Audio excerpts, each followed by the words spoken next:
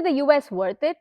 Now, recently, Aevy TV posted this video highlighting all the reasons why people should not move to the US. But I think the arguments presented in this video are flawed because it was shot from a visitor's perspective who neither lived, worked, or studied in the US. Now, don't get me wrong, usually Aevy TV posts a lot of good videos, and even I follow them for a matter of fact. But I was a little disappointed because this video that they uploaded about studying the US was not factually correct. So I decided to make this video to debunk a lot of the arguments made by them and highlight why studying and working in the US is still a great choice. The first point highlighted here is about how Uber drivers are making $100,000 a year, which is equivalent to how much international master's students make. The thing is, yes, you can earn a very good wage being a driver in America. Not just a Uber driver, even a truck driver carrying goods from coast to coast like for Walmart or Amazon. This is because the US has limited population and the economy is heavily reliant on road transportation. So, because there are limited number of drivers, they can charge a premium to drive you from point A to point B. But this is not the case in India, where driving is considered a low income job which does not require much skill. And with 1.4 billion people, it's very easy to find a driver. So the pay difference is really a supply demand phenomenon. So because supply of drivers is low in America, they tend to get paid well.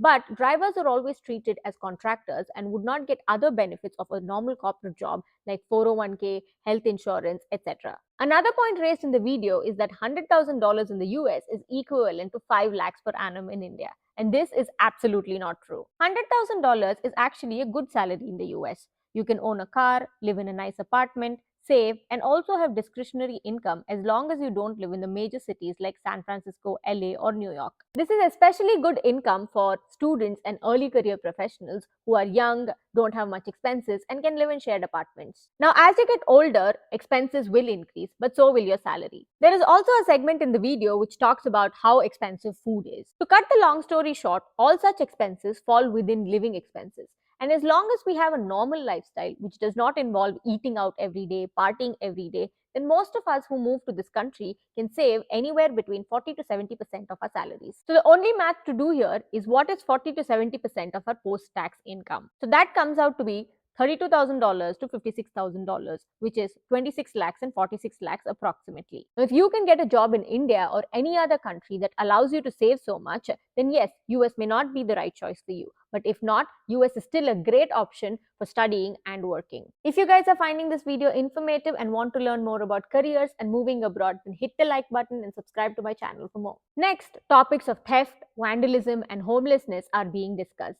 Now you see, like every other country in the world, US also has its own issues. Now visiting just New York and San Francisco, which has the most number of crimes, can create a bias, which is fair. But this is not the blanket truth. Yes, gun violence and homelessness exist in America, but they're restricted to certain pockets of the country. But moving to any country has its own risks. For example, moving to Canada means low pay and low job opportunities. Moving to Germany means limited career growth due to language barriers, and staying in India means accepting corruption and safety risks. So choosing where to live is an individual choice depending on what we are ready to sacrifice. In my experience of having lived in the US for close to 10 years, I've actually found US to be pretty safe when compared to a lot of countries that I have visited, especially because I've stayed away from crime pockets and also taken basic safety measures. The next point being highlighted is the visa uncertainty. So the US immigration system is extremely complex and there are a lot of nuances associated with it.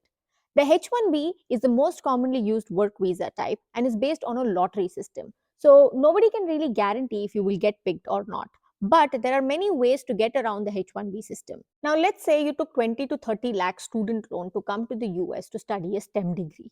Now, as part of your student visa, you automatically get 3 years to work in the US, during which you can easily pay off your loans and also have enough money to save. I personally know a lot of people who have paid off their loans within 1.5 years, and many times public universities have scholarships that help you pay tuition fees as well. So you don't really have to use all of your loan money. Now, even after these 3 years, if your H-1B does not get picked, then you can still continue working in the US through programs like Day 1 CPT, which is out of scope for this video, but if you are interested in learning more about Day 1 CPT programs, then leave a comment and I will make a separate video covering that topic. Now, if you don't want to pursue a Day 1 CPT program, then you can request your company to send you on site to a different country like UK or Canada where you may have offices and bring you back to the US on an L1 visa after 1 or 2 years. And this pathway is becoming increasingly popular among companies to get around the H1B system. So as you can see, there are many ways to get around the H1B system and continue working in the US legally.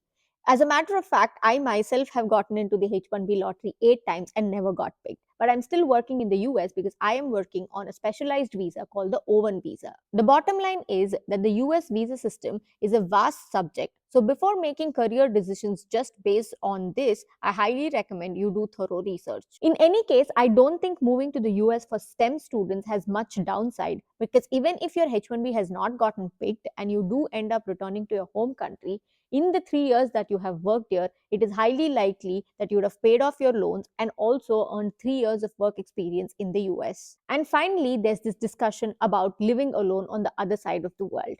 I have a personal opinion about this, but to each their own. I feel like getting out of the country gives a person so much more confidence, independence, and exposure that it elevates you as a person. You get to think from so many perspectives, learn how the world works, and through this knowledge can achieve higher success. You see, for a frog living in a well, the well is its world and it finds comfort in its immediate surroundings. But only when it gets out of the well does it realize there's a whole new world out there. And as someone that has lived away from home for close to 13-14 years, I can vouch for this. And given a chance, I would do it all over again. And I've come to realize that living in a developed country like the US, which has the strongest currency, comes with its own perks like earning in dollars, which makes it extremely affordable to do things like traveling the world and just experiencing life. Also, US is the home to some of the best companies in the world, which allows you to learn quickly and understand how the innovation cycle works, which enables you to grow quickly in your career. I had recently written a LinkedIn post about why I turned down the opportunity to pursue a PhD in Oxford University and instead moved to the US. And that's because for my career goals and financial freedom, the US was an obvious choice for me. And that meant turning down an opportunity to go to one of the best universities in the world. But balancing such risks and rewards is what makes life. The US was and is still an attractive place to live and work, both from a career perspective and a lifestyle perspective. It has some of the most beautiful national parks, the best customer service in the world, and a robust stock market to invest in. There's a reason why most people that move here don't go back to their native countries. So make your judgments based on research and data and not on people's opinion, not even mine. Good luck, and if you are someone that's looking to move to the US, reach out to me on LinkedIn and let's chat.